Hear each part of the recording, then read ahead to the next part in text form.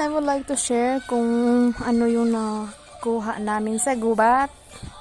Ayan, tinatawag itong hern pilts. Ayan, yan yung hern pilts.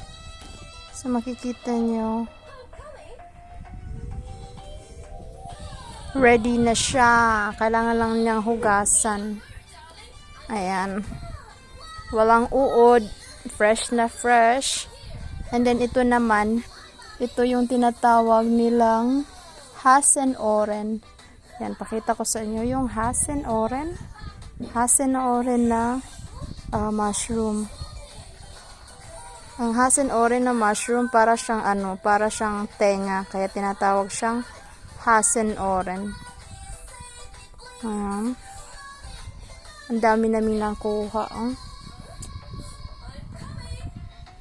Yung kulay niya, ganyan talaga yung kulay niya. Ito yung pinakamasarap, yung Hasenoren, kasi hindi siya inuuod.